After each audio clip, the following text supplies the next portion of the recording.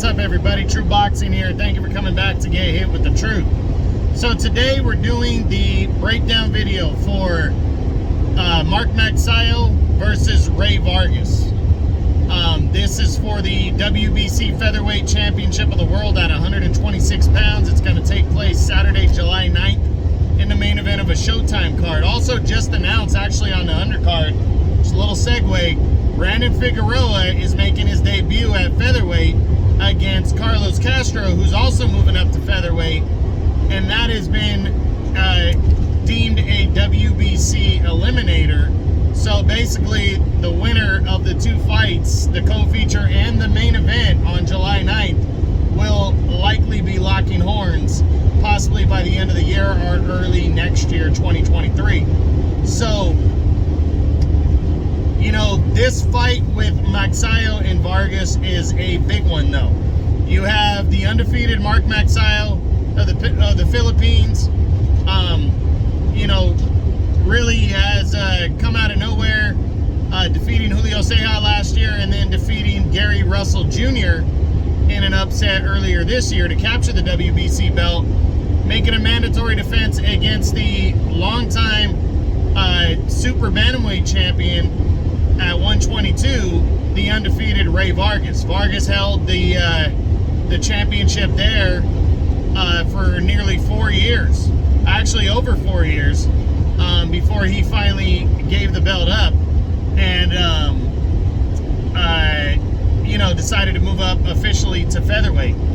And you know, this is just it's a good all-action little guy fight right here at 126. I mean, as I normally do with my breakdown videos, we'll start with the champion, we move to the challenger, we ask the same 5 or 6 questions of each. You know, we talk about what they're doing rolling into this fight, what kind of style they need to have, and then ask all the questions. And then once I'm done with both fighters, I will ask, is it better for boxing if one or the other wins? And then the final question will be the final thing will be my prediction. So let's jump in. We start with the undefeated, newly crowned WBC champion, Mark Magsayo of the Philippines, as he heads into this fight, heads into this mandatory title defense, coming off of his career best win, a 12-round majority decision over Gary Russell Jr. Prior to that, in August of last year, he scored a come-from-behind 10th round knockout of Julio Ceja, former champion, to put himself in position for the shot at Russell. And he heads into this one really, you know, kind of an unknown. You still don't know what kind of fighter you have here in front of you. He's got power. He's, I believe he's 24-0. 16 knockouts, I think, is the record. So he's got decent power. Really brings the fight, you know, likes to throw big shots and everything. And now he's coming in, making the first defense of his title against a seasoned, undefeated former world champion in Rey Vargas. You know, Magsayo's coming in, though, at a disadvantage in terms of height and reach. He's 2.5 inch shorter on the reach, and he's 4.5 inches shorter on the height. Rey Vargas is a very tall, you know, featherweight, and it's going to be an interesting style matchup right here. So, what does Magsayo need to do? What kind of style does he need to have success and to possibly defeat Rey Vargas? And first off, he needs to be in way better shape heading into this fight. Rey Vargas can fight off his back foot, and he can out-punch you fighting off of his back foot. He throws a lot of punches, and he's okay with going the distance. But he hasn't went 12 rounds since July of 2019 because he took nearly 2.5 years off in between fights. He barely came back in December of last year and defeated Leonardo Baez, and that was a 10-round decision. But going in against a action fighter like Magsayo, he wants to be able to possibly do what he did against Ceja, which was stop Ceja late. But here's the thing, Ceja's not a big mover. He stands there, he goes toe-to-toe, you know, he can box a little bit, but what I noticed about the Gary Russell fight is Magsayo got tired, Russell was moving, and Vargas knows how to move.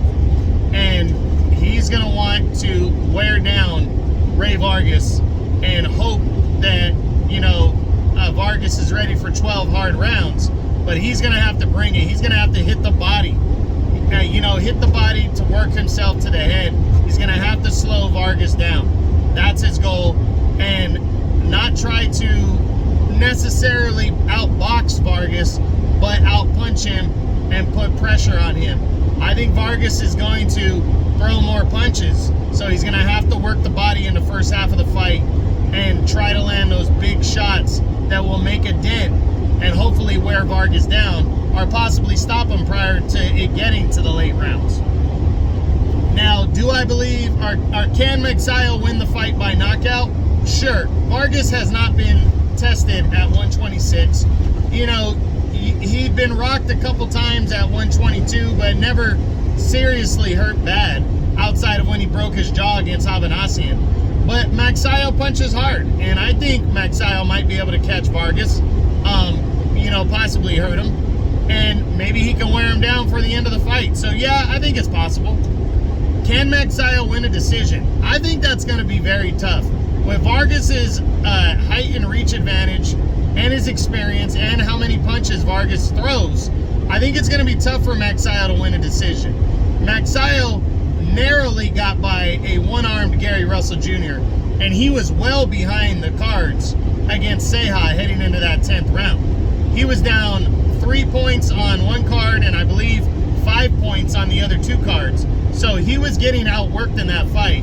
And I absolutely believe Vargas is capable of doing that. So a decision, in my opinion, is going to be hard for Magsayo. Not saying he can't do it, but I think it's going to be difficult.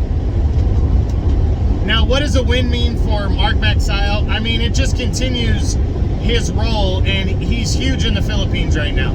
So for the Philippines, it's huge, you know, and it's huge for his career to go out and defeat a seasoned world champion in Vargas, and it just continues to add to his resume, and it really kind of shakes off that loss to a one-armed fighter kind of deal, you know, because I think there's a lot of people, myself included, that believe that Gary Russell, if he has both working hands and arms, he wins that fight. But you fight injured, you know, you step in the ring, and there are no excuses. Magsayo's the champion. So, but a win over Vargas only solidifies Magsayo even more, and it leads to probably a big showdown with Figueroa or Castro late this year, early next year. So it just continues to grow his star, a win here. So it's big for Magsayo.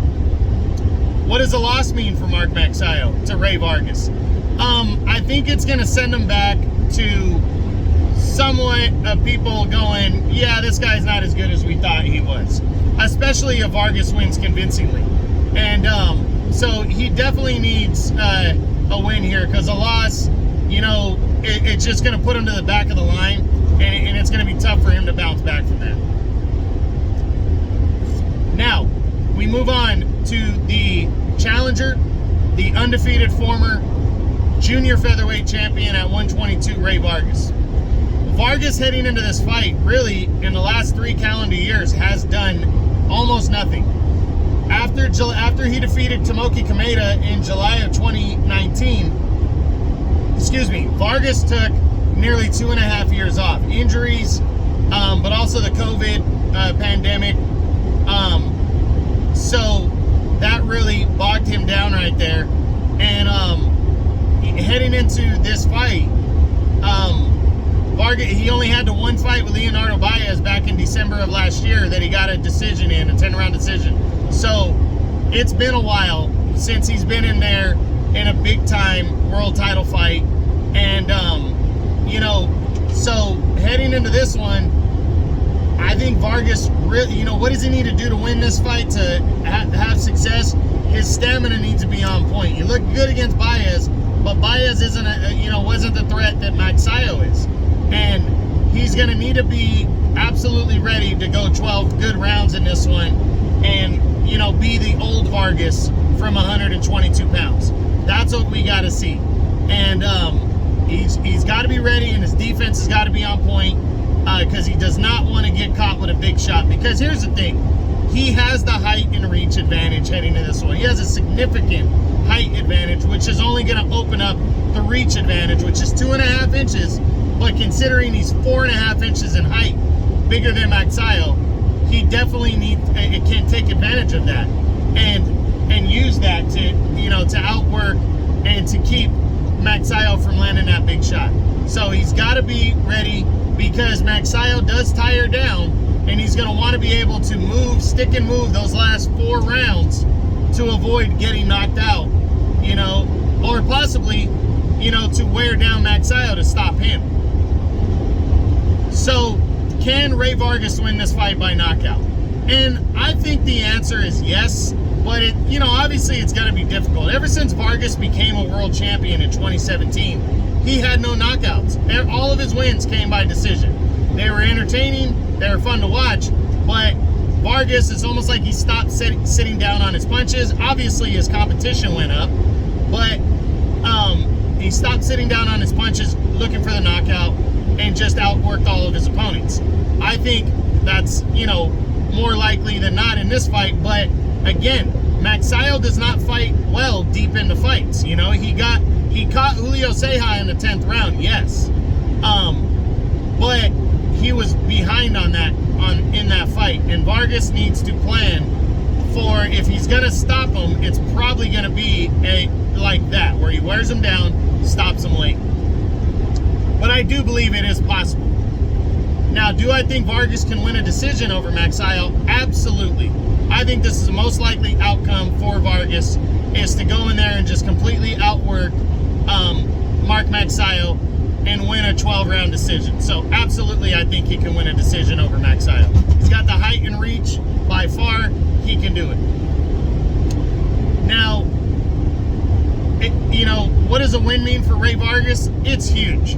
Not only does he stay undefeated, not only does it lead to possibly a Brandon Figueroa or Carlos Castro showdown, which most people feel is going to be Figueroa, it keeps him in the big fight mix, because the one good thing about Vargas coming over to the PBC is that they control 122 to 126.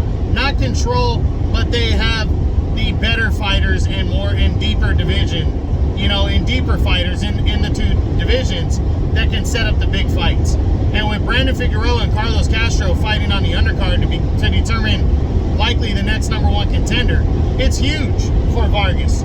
But he becomes a 2-division world champion with the win, stays undefeated. It's very big if Vargas can pull this win off. What does a loss mean for Vargas here? It really would be devastating for Vargas because it'd be the first loss of his career, but also the way he loses would hurt him, because he's right in the mix right now of a loss could take him out of big fights down the road. He's going to have to start from scratch and do it, you know, and work his way back up. But a win would be so in the opposite direction for him, setting himself up for major showdowns and keeping him hot and right there towards the top, that a win would be big for him. So a loss really would hurt. Now, is it better for boxing if Mark Magsayo retains the title or if Rey Vargas wins the championship? And to be honest, I think it's better for boxing if Vargas wins this fight. Vargas is a tall fighter at 126, throws a shitload of punches. He's more entertaining overall, and he's an established veteran. And I just think it's better if, you know, stylistically, if he wins this fight. Magsayo had an impressive win over a faded former champion in Ceja. Nice knockout right there. He's behind on the scorecards. That was a fun story. Came out, upended Gary Russell Jr., but it wasn't that impressive. Rey Vargas is fun to watch. He's entertaining. His fights will lead to bigger and bigger fights, you know, and better fights, in my opinion. I think stylistically, he's the more fun fighter to watch and entertaining fighter. So I think it's better for boxing if Vargas wins, but it's not bad if Magsayo wins, because he's a Filipino fighter. There's you know, it keeps people interested from over there. And, you know, it wouldn't be bad if Magsayo wins. And I think if Magsayo wins, he's really going to earn this one. So we'll see.